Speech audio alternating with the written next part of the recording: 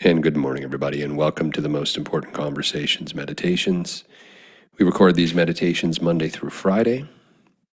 The overarching theme of our meditations is liberation, specifically liberating yourself from your conditioning. The conditioning is that way of being that you've learned from your friends, family, and community for who to be, how to be, and why to be. It's the circumstance we all find ourselves in until we choose to liberate ourselves from that conditioning so that we can stand in our power as a creator.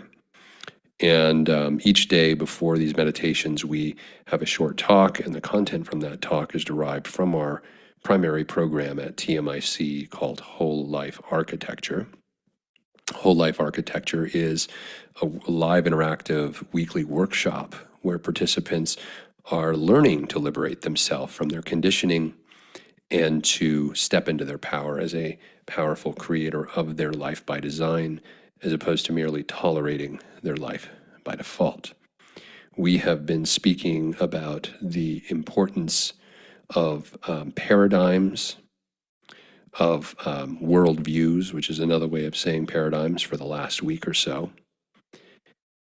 And we're going to wrap up this theme today, sort of a bit of a review and a revisiting of what a paradigm is and why it's so important and how it impacts your life. So we're always in a paradigm. We're always in a worldview. The only question is whether we have created our paradigm by design or whether we have merely consumed it by default from the external environment around us. Most of us have consumed it from without, from the world without, because we want to fit in, we want to look good, we want to be validated, we want to be accepted and not ostracized by the group. So we kind of look for who the opinion leaders are in our life, and we end up sort of conforming and adopting their worldview, their paradigm, so that we are accepted by them. And this leads us usually to a moment of crisis, which is experienced usually in the form of midlife crisis or some kind of breakdown in your life, because the paradigm that you've been existing in and living in is not one of your own creation, and therefore it doesn't align with the authentic essence of who you are. And we can only suppress and repress our authenticity for so long. So eventually, living in someone else's worldview, someone else's paradigm, simply to be validated and approved of and not ostracized, eventually that becomes not worth it. Eventually, many of us will conclude, I would rather be myself, be real, be a whole, be authentic, than to be artificial, and that includes my entire worldview. Now, here's the thing about paradigms and worldviews, is that they're all encompassing. So it's not always apparent to us for quite some time that we're in someone else's paradigm, because remember, we would have adopted this worldview or stepped into this paradigm as a child. And this just becomes real life. It just becomes our world to us. Until we have enough life experiences of other paradigms, of other people's worldviews, of other ways of living and being, that we start to realize that the one that I'm in is not absolute. Maybe I have choice here. And so then the question becomes, well, how do you get out of the paradigm you're in? Well, the paradigm that you're in has been reinforced by your belief systems. We've been talking about how you perceive what you believe, that your belief systems lead you to perceive things in the world that validate and reinforce your worldview or your paradigm. So belief and your perception and your paradigm are all interacting and relating all the time.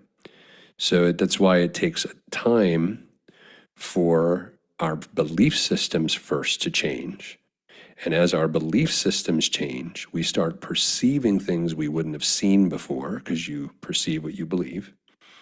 And then as our perception starts to shift, we start noticing our paradigm change. Now, This can happen slowly, or when you become aware of the mechanic, it can happen a lot faster because you can choose to create a belief system from which to come from, replacing your old belief system, which, yes, it does take a little bit of practice and reinforcement, but eventually you can change your beliefs.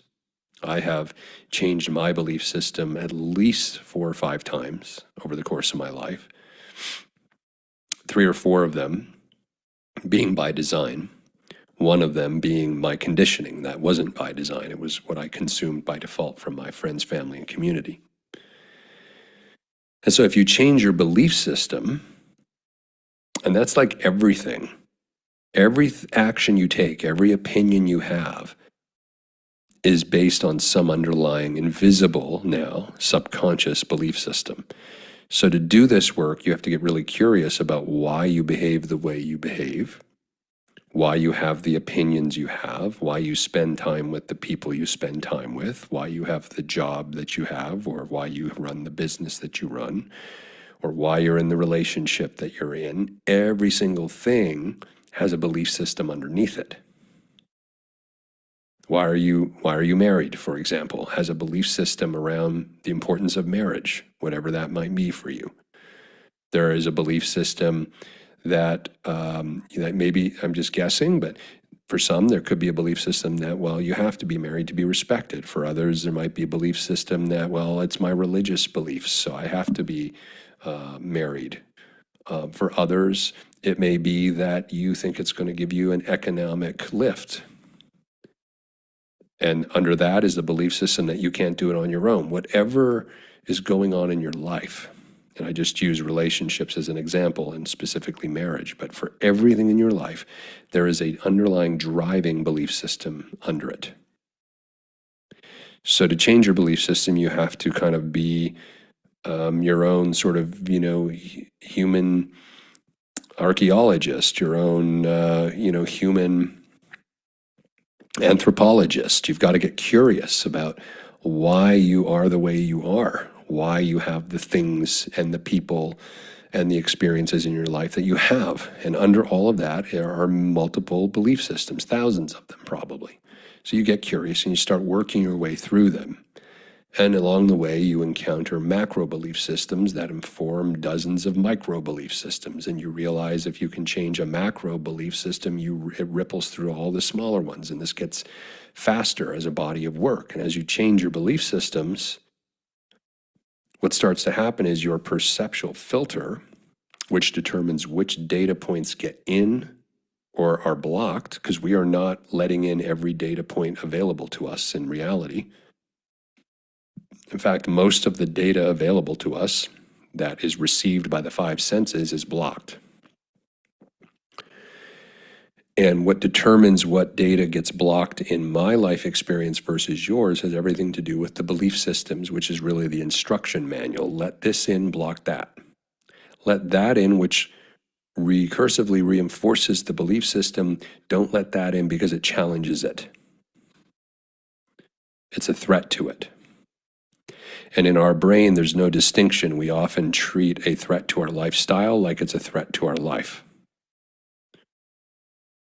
And that's because of the importance we inherently place on our beliefs. That we've all heard stories, and people would rather, in many cases, kill someone than change their belief. That's what creates religious and political wars. One group of people refuses to entertain the possibility of even changing their political ideology or their religious ideology, and so they're willing to fight and go to war and die and kill for it. So our belief system is actually just what constitutes our lifestyle, but we end up conflating our life for it and defending it to the death. So this was not necessarily easy work. But anyway, once you start to do the work on your belief system, you'll start to perceive different things. New data points will start to get through, because remember, the perceptual filter is in the service of the belief system. It's there to reinforce the belief system. That is what your perceptual filter exists to do. So as you change your belief system, you're giving permission to your perceptual filter in your brain to allow different data points for the five senses to get through that support the changing belief system. And as that happens, as you bring in more data to recursively reinforce the new belief system that you are intentionally designing and creating, your worldview begins to shift. Your paradigm begins to change. Slowly but surely, and over months and years, you literally will be a different person. You'll not only have different belief systems, you'll see things you never saw before because you're now seeing things that support the new belief system, and your overarching worldview or paradigm will match your beliefs and the perceptual filter data that is being let through. And so that's it, and that's a lot. But that's how we got to be who we are. And it's also who we get to choose to be if we step into our power as creator and choose to create our life by design. This is the work we have to do. This isn't just about changing the external furniture of your life. Too often in the personal development and self-help worlds, we think that all we need to change are the external things. The most fundamental thing you can work on is what you believe and why you believe it. That alone will ripple through everything. But most people are too afraid to do that work. As I said, they'll defend their belief system literally to the death. So I'd like to invite you all this morning as we move into our guided neurosculpting meditation to give some consideration to whether your life is a life you would call a life by design, a life in total alignment. How do you know? Because you're joyful, happy, peaceful, content in all areas. Any areas you're not that is probably out of alignment. And so, being out of alignment, you have some work to do because you need to determine what needs to change. And it's going to have to begin with changing your belief system in that area, which will ripple through everything else. Wherever you're not at peace, you are living in a worldview or a paradigm in that area that is out of alignment with your authentic self. So I'd invite you, if you want to do this work, this is the work we do inside of Whole Life Architecture. You can learn more at tmicglobal.com. Hopefully we'll see you there. And I'm going to invite Mignon now to join us for the neurosculpting meditation for this morning.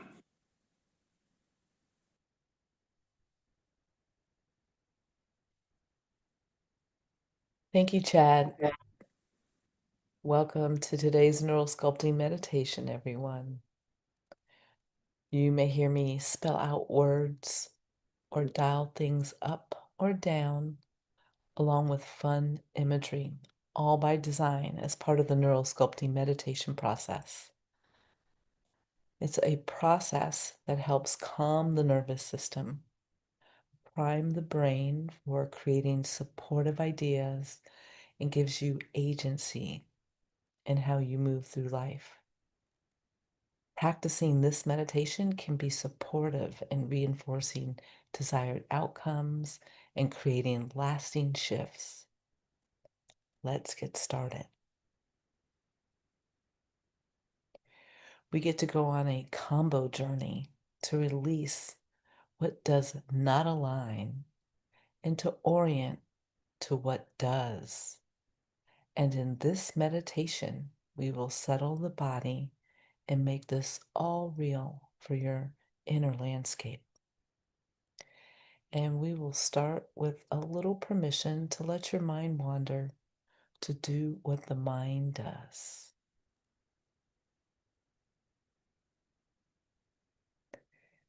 And if you gently roll out your wrists or ankles or stretch through any part of body that feels good for you, you might find it easier to settle down. letting your body slow down effortlessly, comfortably.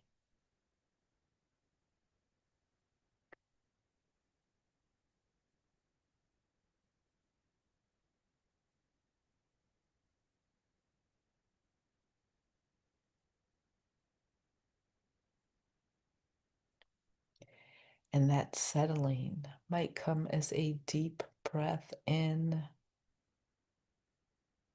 or a long, easy exhale out.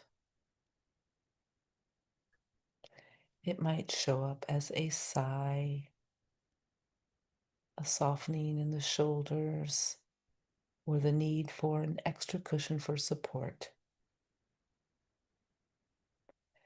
And here it is, your body in this moment, nowhere else but right here.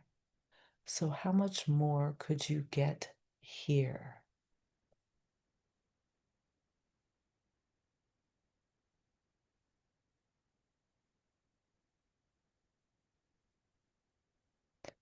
By inviting the bones and muscles to relax, to feel their way down, making contact with the surface beneath you.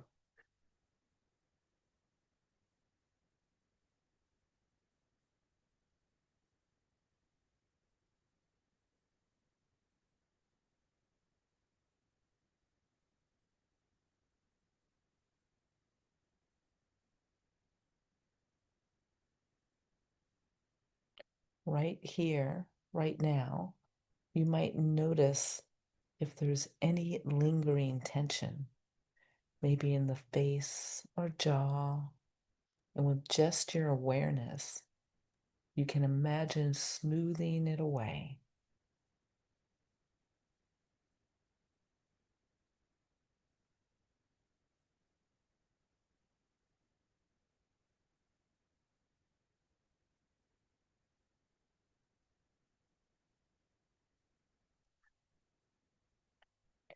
Your heart is beating, your organs are functioning, your breath is breathing. All things happening in this moment to support you in getting comfortable.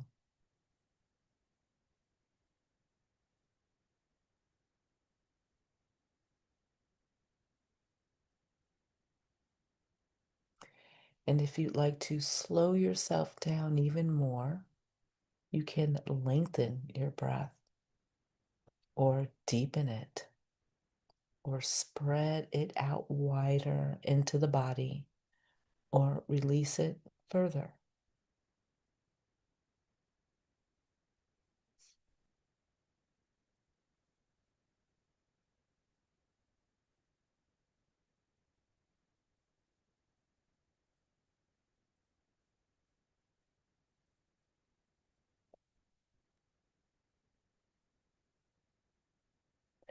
Breathing in and breathing out, allowing yourself to slow down. This is your natural rhythm, your innate capacity to settle. Inhale deeper, slower. Exhale slower, softer. Each breath easier and easier.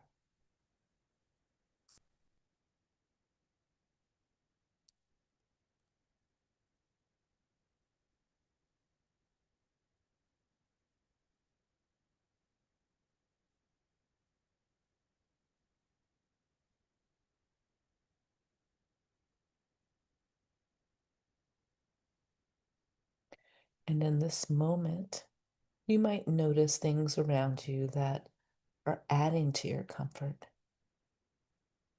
Maybe a pleasant scent or pleasing sounds, perhaps a nice texture against your skin. What do you notice that is adding to your comfort?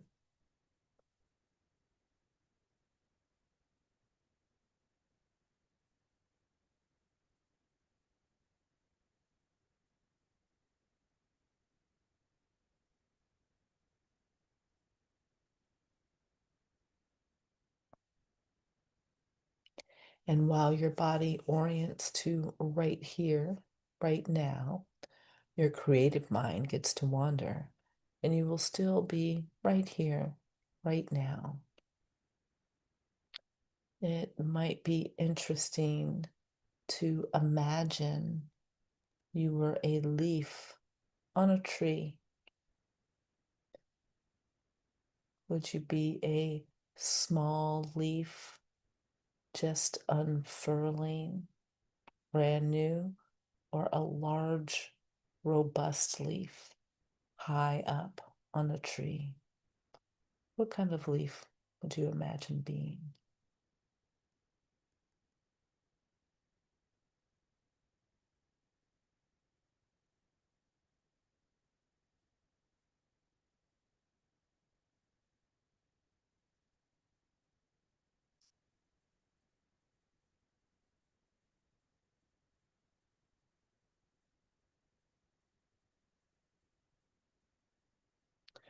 Or it might be more interesting instead to imagine having an extra pair of arms and hands. How wild would that be? Would it be much easier to do multiple things at one time? Or does it kind of make things complicated? What do you imagine you could get done with an extra pair of arms and hands?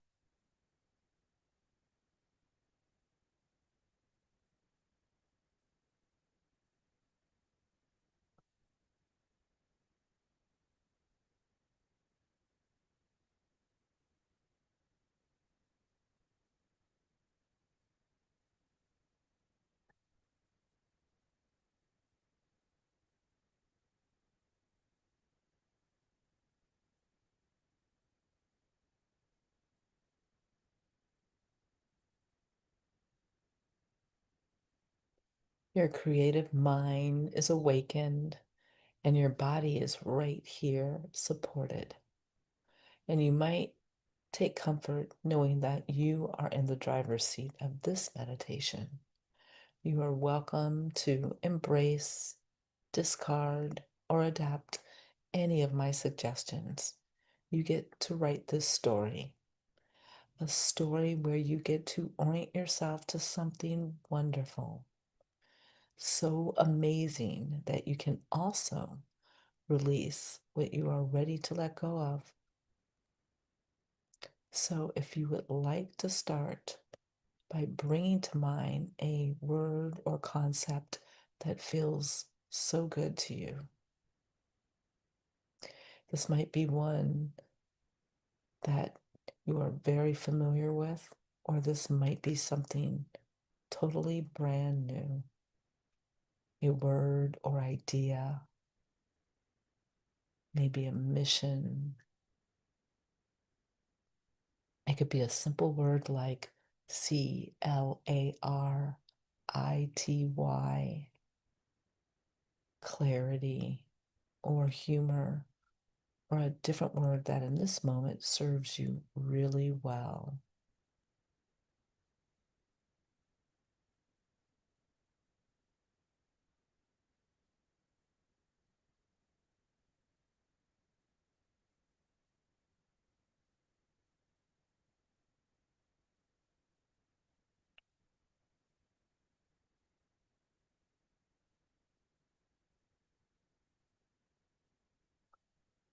And this word might have some qualities to it. It might have a sound or tone. Maybe it sounds like an orchestra or the sound of the ocean, or maybe it's your favorite song or something else.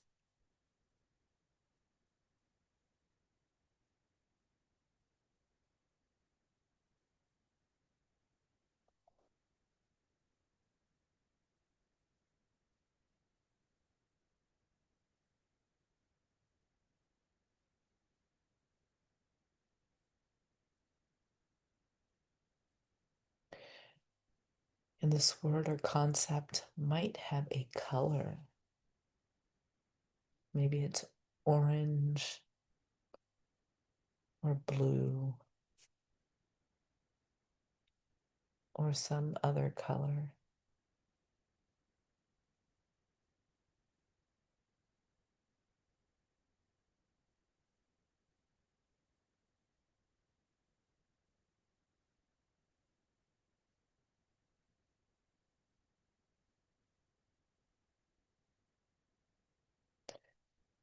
And maybe this already exists inside your body. Or maybe you would like to take a little piece of this and drop it into your body to vibrate or settle or pulse. Maybe you would like it to warm up or cool down. Where does your mind put this vibration?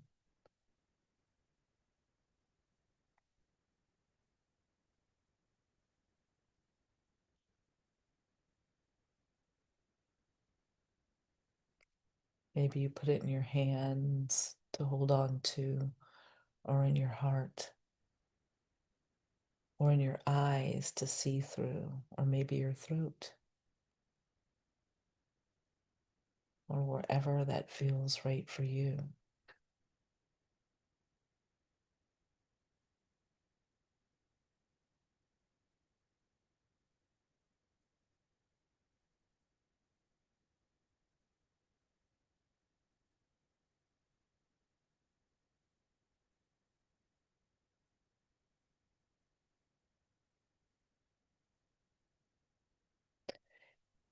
Could there be sensation that you might notice?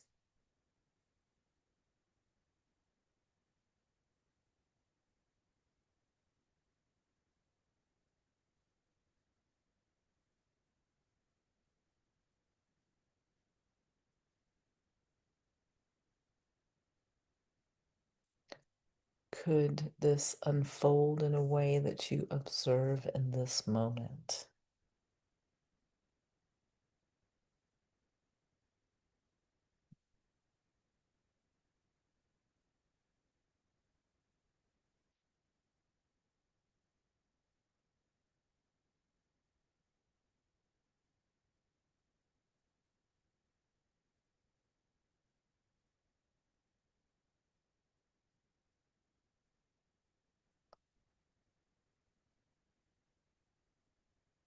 And if each breath over the next 3 to 5 breaths amplifies this in your own body, you might even imagine it starts to displace a FEAR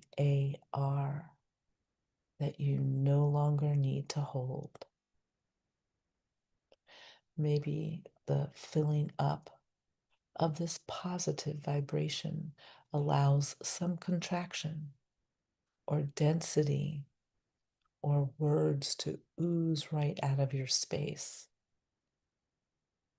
You can imagine it melting and pouring out of you like a liquid that just goes right down a drain. Or better yet, you might release this by shedding it right off like an old skin.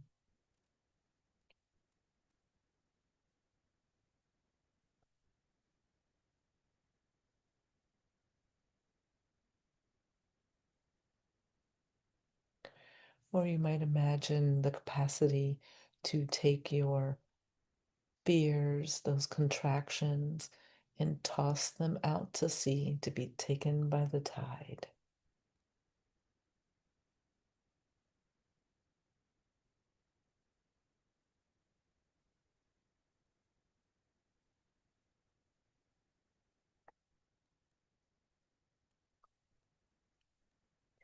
And just as you breathe in to breathe out, so too you can fill in with associations to exhale and release the ones that don't serve you.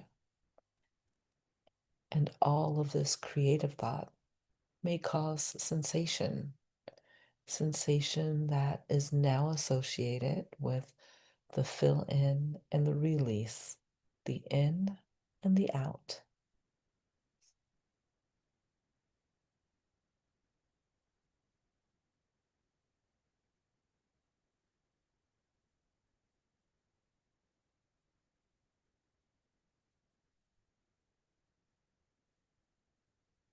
And that sensation might be quiet or spacious or alive or warm or cool.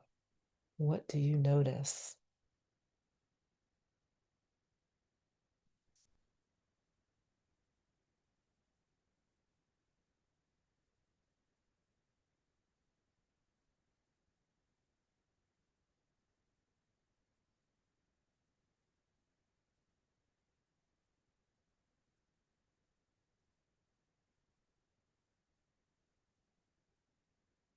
And whatever your mind is telling you or your body is telling you, this is a moment you can choose to remember, a state you can choose to remember.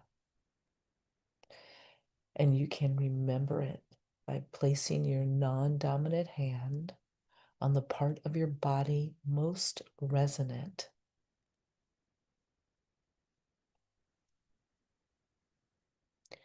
Or you may prefer instead to use a hand gesture.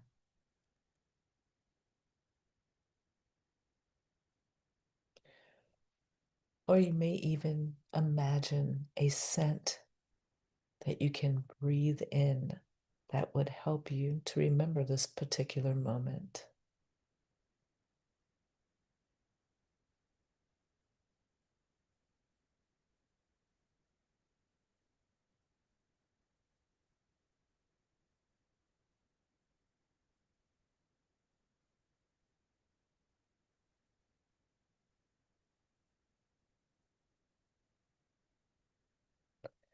And if you were to have an activation phrase, a mantra, or affirmation, a simple word that best represents this experience, what would it be like to write that in wet sand with your finger or across the sky in colors?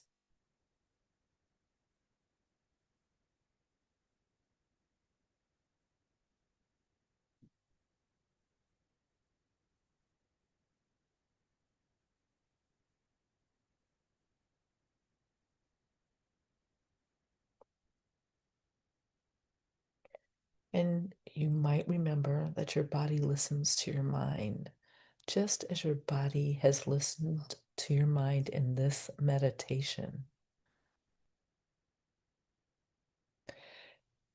And how fantastic that you can invite this to be the backdrop of your inner landscape, just as your breath is the backdrop to all moments.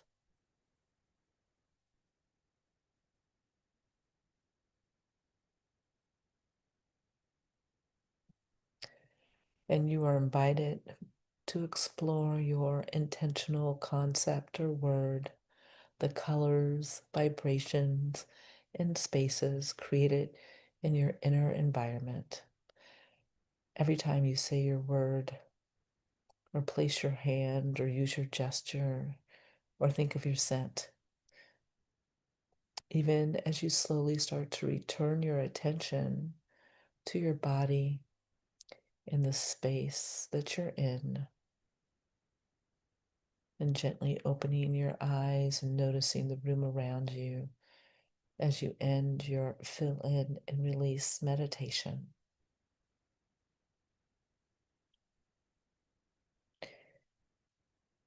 And we thank you for joining us for today's meditation. It might be nice to journal about your experience. I invite you to join us again for our daily meditations, Monday through Friday at 7 a.m. Pacific. I'm Mignon Harris, a certified neural sculpting facilitator. You can find more about neural sculpting and my offerings at my website, vitalform.life, or through the link at tmicglobal.com, where you can find all the most important conversations programming. Have a gorgeous day and be well.